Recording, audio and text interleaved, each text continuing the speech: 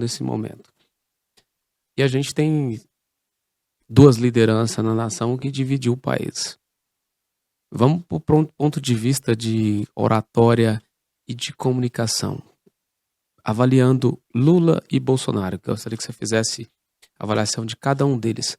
Por que é que esses dois líderes chegaram na posição que chegaram e como eles conseguem convencer as pessoas, determinados grupos, né, aquele grupo mais apaixonado, né, o grupo mais cristalizado de um lado e de outro, a fazer qualquer coisa por eles?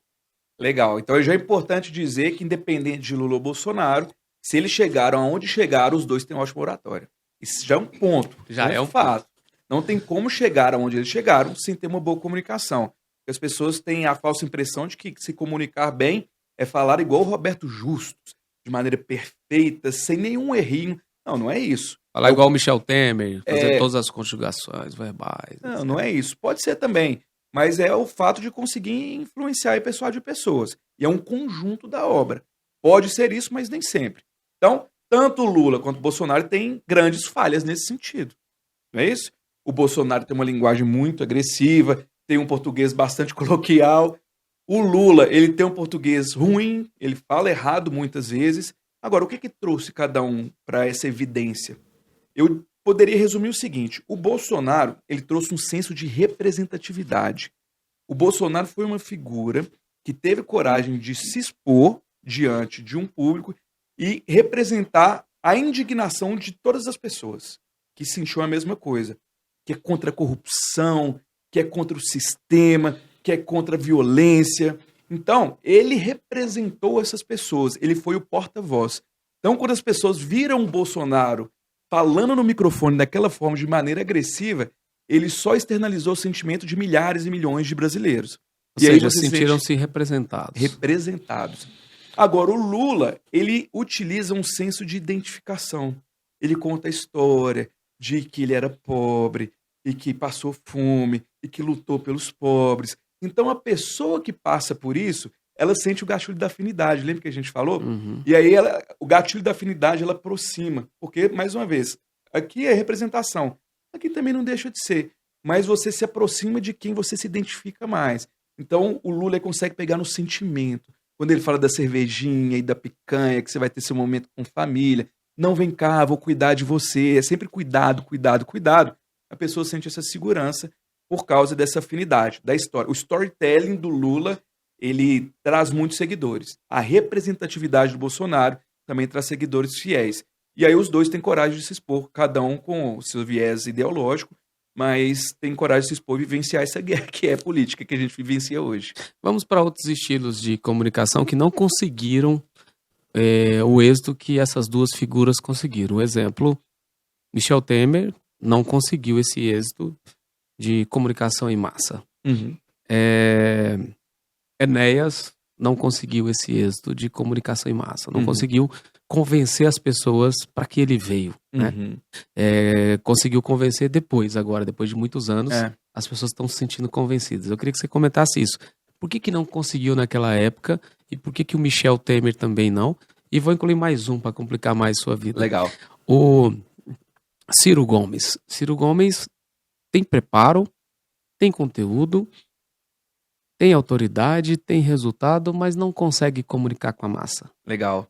E, bom, é claro que tem inúmeros outros fatores, tá? Eu estou falando aqui essencialmente oratória. Sim, oratória. E aí tem equipe de marketing, de assessoria por trás, enfim, tem outras, tem os próprios fatores políticos. Então, vamos lá, o Enéas, ele deu um azar de vivenciar uma época que não tinha mídia de massa igual tem hoje. Que é a comunicação 4.0, que é da internet, das redes sociais. O próprio Bolsonaro é um fenômeno da internet. Ele teve essa ascensão depois que surgiu a internet. Ele sempre foi aquela mesma persona.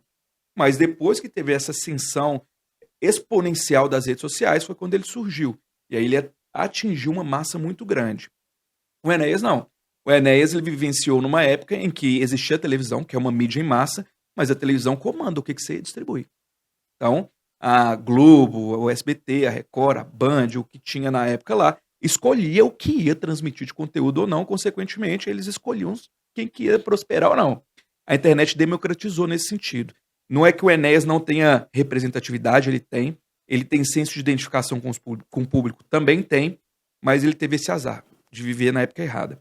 Agora, trazendo para cá, para o cenário atual.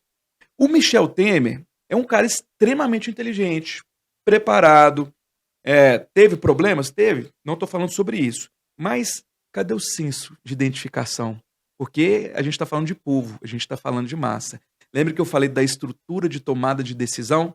O primeiro sistema não é o límbico, que é o que tem que despertar a emoção? O primeiro passo é esse. Se você não conseguiu executar isso, não tem como você ir para o próximo, que é o racional e depois o de segurança. E o Michel Temer não conseguiu despertar a emoção nas pessoas. E só ser técnico, inteligente e coerente não é o suficiente. O Bolsonaro conseguiu despertar a emoção através da raiva, da revolta. O Lula conseguiu despertar a emoção através da identificação, do storytelling, da vida sofrida, do cuidado. Diferente do Michel Temer e diferente do Ciro Gomes. O Ciro Gomes é inteligentíssimo também. Mas cadê? O que a gente tem em comum? O que ele me representa em história, em identificação? Não tem. Então falta isso. Essa narrativa, esse storytelling por trás, que é o que constrói de fato essa persona de massa. Você me fez lembrar um personagem da nossa política regional, que é o Marconi, né? Que para mim conquistou o seu espaço com a comunicação. Era um excelente orador. Não, continua sendo, né? Não tem o mesmo prestígio político, mas é um orador que eu admiro muito. Eu confesso que eu não acompanho o Marconi porque eu não sou de Goiânia. Mas sim. Eu ouço falar muito dele. Eu vim para Goiânia em 2017. Inclusive, ele virá aqui no podcast, é o nosso próximo convidado. Ah, é? E eu tô convidando porque eu acho ele inteligente e tem uma oratória muito boa. Então, pronto, excelente. Eu não cheguei a acompanhar a carreira dele porque eu voltei para Goiânia em 2022. Eu estava em Minas, São Paulo, então não foi algo que eu acompanhei de perto. Mas, de fato, eu ouço falar muito bem. Você é de Minas? Sou de Minas, Sete Lagoas. Pertinho de BH. Tempo você tem em Goiânia? Então, eu passei uma temporada em 2017, fui para São Paulo e voltei em 2022. Então, de 2022 para cá, estou aqui. Diego, mas e uma pessoa que está nos assistindo, que é a maioria, né?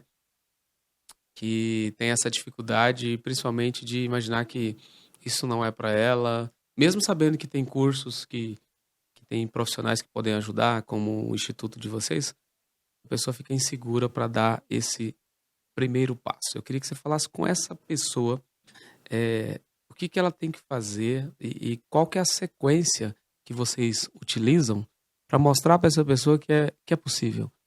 Legal. O primeiro ponto é ela entender que... Bom, vamos falar de prova social. A gente está falando de gatilhos mentais, né? Gatilho da prova social. A Vox Chuyu já formou mais de 100 mil alunos no Brasil inteiro. E a gente nunca teve um caso, eu te falo categoricamente, você pode procurar na internet, em qualquer lugar.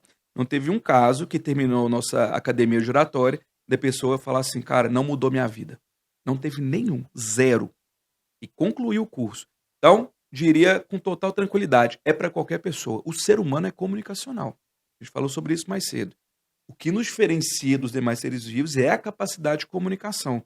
Não tem porquê eu travar na frente de alguém, sendo que a gente nasceu para relacionar com outros seres humanos. Não tem. Então, o que a gente precisa é quebrar essa insegurança, essa crença limitante, eliminar esse cortisol. E é importante dizer que, se os seus sonhos não te dão medo, é porque você está sonhando pequeno. Legal. E se a oratória te dá medo, é porque é um passo grande que você vai dar na vida. Afinal de contas, somente 8% das pessoas... Me senti representado com essa última frase sua aí. Gostou? Porque eu tinha dificuldade demais, cara, de falar em público. Cara, eu lembro na época da escola, que começou ali a fase da adolescência, as menininhas começando a aproximar. Se a mulher chegasse perto de mim, a fala não saía, cara. Você não tá entendendo o tanto que eu era tímido. Não deixei de ser, mas aprendi muito a controlar e fui enfrentando. Mas eu assim, quem me conhece há muitos anos atrás, sabe que é verdade que eu tô dizendo.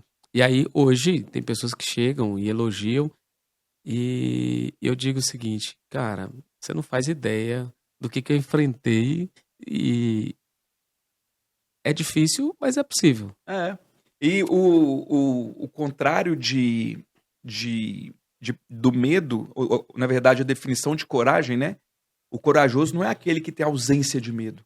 Quem tem ausência de medo, gente, é psicopata, né? Tem que procurar ajuda. A coragem é enfrentar os seus medos. É quem tem coragem de enfrentar os seus medos, que tem a